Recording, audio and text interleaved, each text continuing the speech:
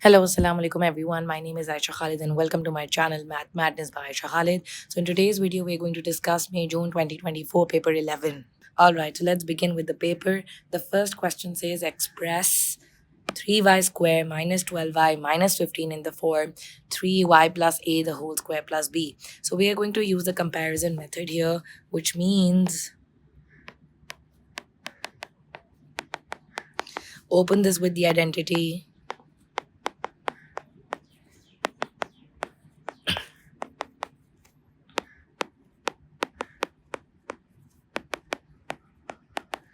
Now compare the coefficients. Comparing the coefficients means minus 12 is equals to plus 6a. So the value of a becomes minus 2. 3a square plus b is equals to minus 15.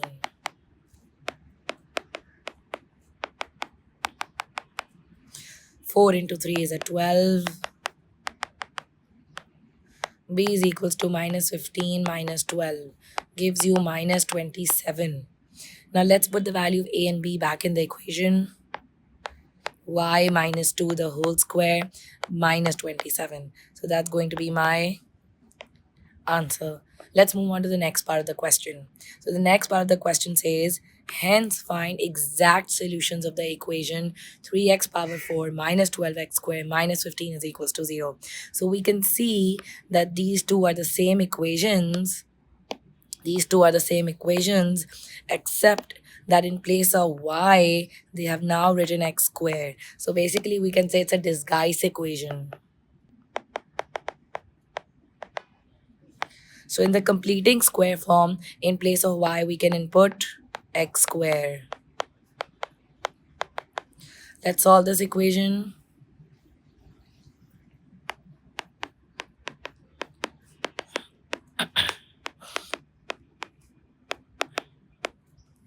With a square root.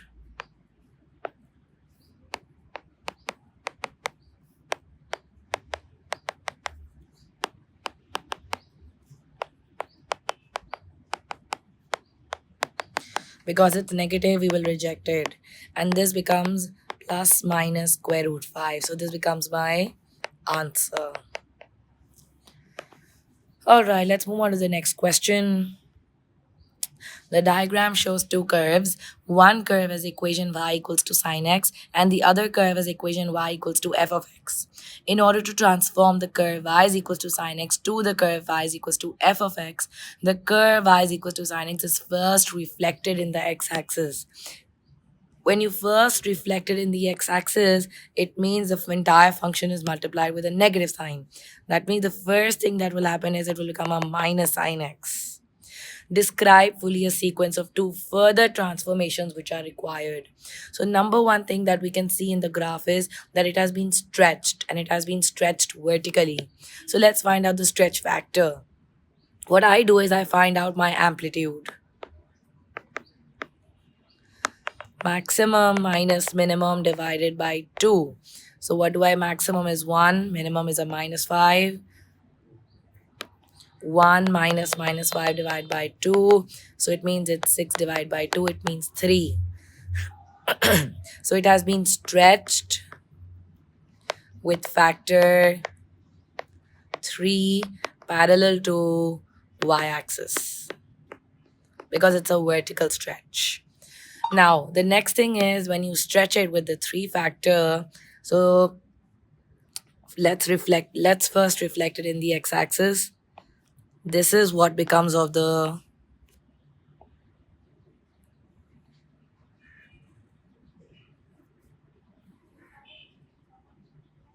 equation. Now, let's stretch it with the factor 3. And it will go up. Now we can see that from minus 3 it goes to minus 5. This point is on minus 5 and this 0 goes to minus 2. It means it's a vertical translation of minus 2 units.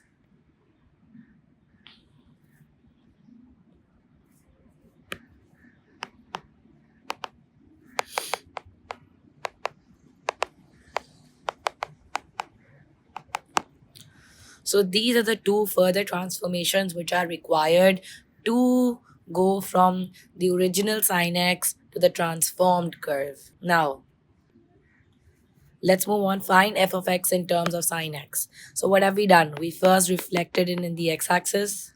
Then we stretched it with a factor 3. Then we translated with -2. I hope the concept is clear. If you have any queries, you can always drop down in the comments below. Let's look at the third question. So the third question says the coefficient of x cube in the expansion of. You know, when r is 3, you get the coefficient of x cube. 6c3.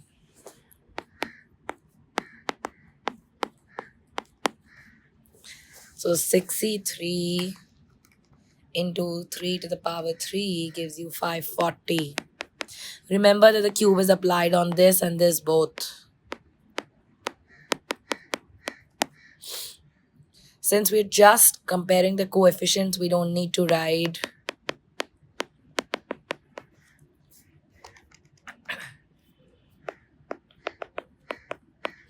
So cube root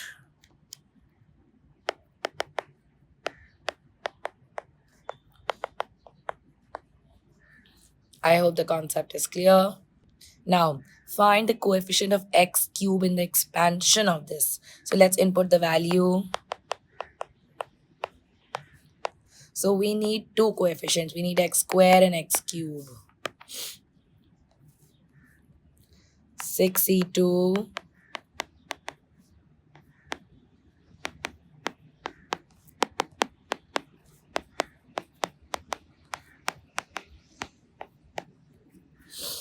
6c2 into 3 to the power 4 into 4 upon 9, 540 x squared. 6c3 into 3 to the power 3 into 8 upon 27 gives you 160 x cube. This to be multiplied by 1 minus 2x. Let's follow the concept of relevant multiplication. 540 x squared to be multiplied with this minus 1080 x cube plus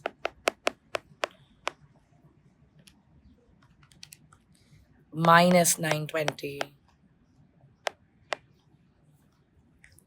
Let's move on to the next question. All right. Now, the equation of the curve is y is equals to f of x. The following points lie on the curve. So these points lie on the curve. Find the value of k. Give your answer correct to 5 decimal places. We just need to input 2.0001.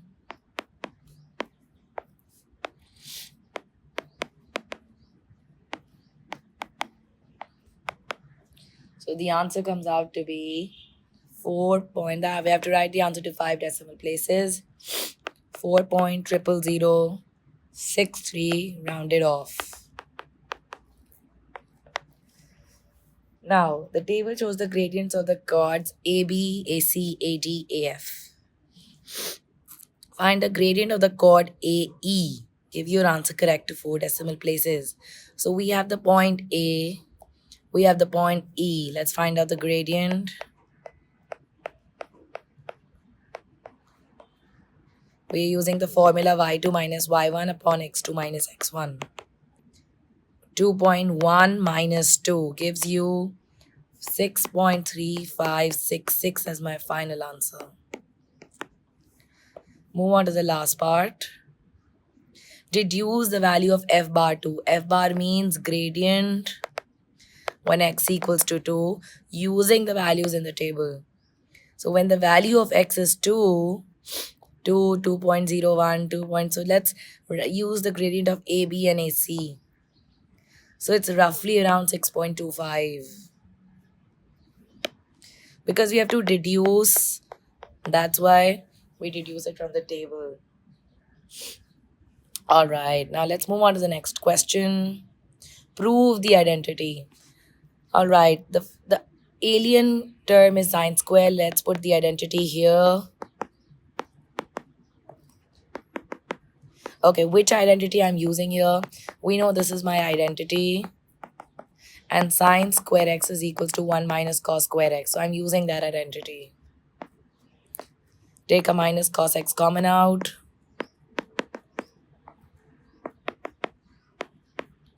Cancels out.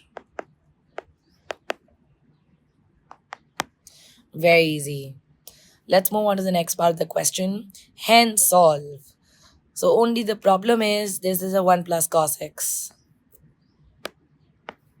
And over here we have a 2 plus 2 cos x. Let's take this 2 common out.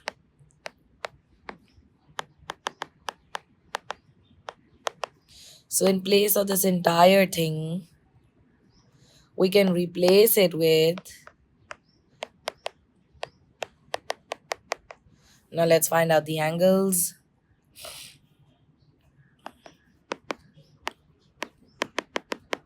A negative cos means second and fourth quadrant. But before that, we have to find out the basic angle. And for the basic angle, we always ignore the negative sign. Cos inverse half is a 60. 180 minus 60.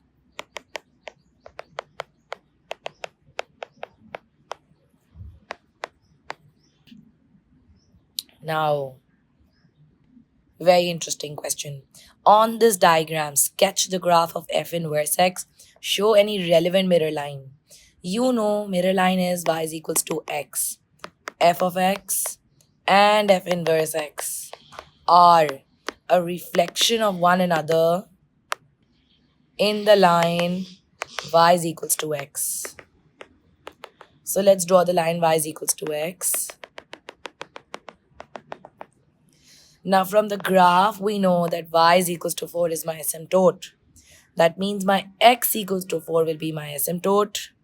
And if you draw this graph, so if I draw a rough asymptote, this is my asymptote here. So this is going to be my asymptote here. This is towards that side of the y-axis, so it's going to be below the x-axis.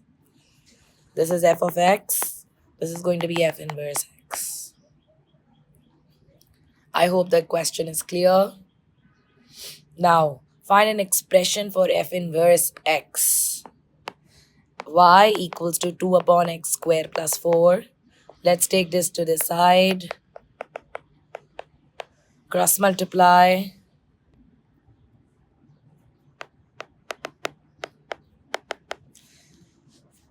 X is equals to under root f inverse x is equals to, let's look at the domain. The domain is of less than, so we will write a minus sign outside. Remember, when the domain is of less than, we put the negative sign outside the square root inverse function. Okay, solve the equation f of x is equals to 4.5. F of x is equals to 4.5, meaning, can I write f inverse 4.5 is equals to unknown? Because you know function and inverse are a reflection of one another. So just input. Very easy. So this becomes 2 divided by under root answer. So it's a minus 2. Explain why f of inverse x equals to f of x has no solution, meaning no intersection point of two graphs. Go back and look at the graphs. If you see f of x and f inverse, do we have any intersection point? No intersection point, meaning when you equate the two, there is no solution. So graph is a great help when you're solving the questions. That's about it, folks. Stay tuned for my next video where I'll be solving the rest of the paper.